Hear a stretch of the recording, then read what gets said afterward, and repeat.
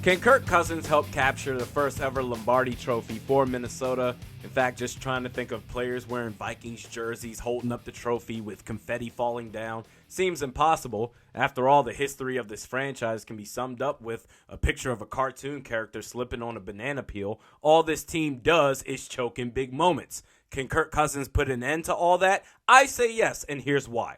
When it comes to quarterbacks, you have the handful out there that are essentially the system of the team. The other 97% reinforce the fact that the NFL is a system league. It is the ultimate team sport. And in those scenarios where you don't have a first ballot Hall of Fame quarterback, you don't have much wiggle room to work with. Every phase must gel together. Not to say that they have to be elite, but what you're good at, you do it well.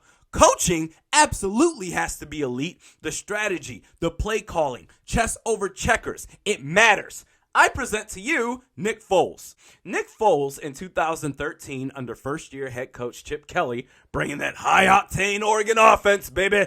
Nick Foles that year, 13 games, 10 starts, 27 touchdowns, 2 interceptions. This is going to be great, right? After that, the head coach started losing the locker room, traded away LaShawn McCoy, cut Deshaun Jackson. That and teams started figuring out Chip Kelly's zippity-doo-dah offense. Nick Foles' play dropped in 2014. The year after that went to St. Louis under then head coach Jeff Fisher, of whom quarterbacks are destined to fail. A quick stint in Kansas City.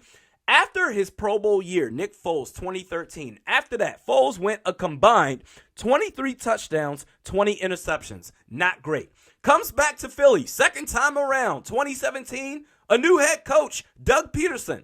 Carson Wentz, he's having an MVP caliber year. He gets hurt. Foles comes in. He starts the remaining 3 regular season games where the Eagles go 2-1. They keep the number 1 seed. And I got to say, that playoff run that they had, especially the NFC Championship game against us, the following Super Bowl, Nick Foles looked like Thanos out there. The coaching aspect, the play designs, Doug Peterson had the number 1 ranked Minnesota Vikings defense spinning in circles. The Eagles, they win their first ever Super Bowl title with Nick Foles winning Super Bowl MVP. Amazing. The following year, 2018, Wentz gets hurt again. Foles comes in and starts the remaining 5 regular season games where the Eagles go 4-1. Wild card round, the Eagles, they beat the Bears at Soldier Field. The next round at the Superdome, if not for an Alshon Jeffrey fart, they go to the NFC Championship game. Coincidence? I think not.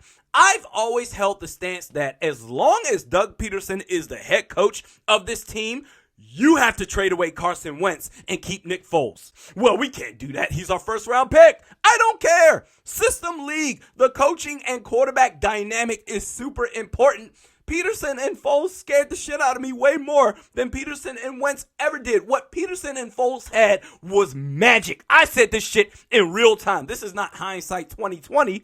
So when they went ahead and kept it going with Carson Wentz, I said, oh, they're finished. And I was right. So how does this relate to Kirk Cousins? You're talking about a guy who the masses quickly dismiss. This is a guy who puts up numbers, but that's about it. A stat patter. He's a nobody. He now has a head coach coming from the Sean McVay coaching tree.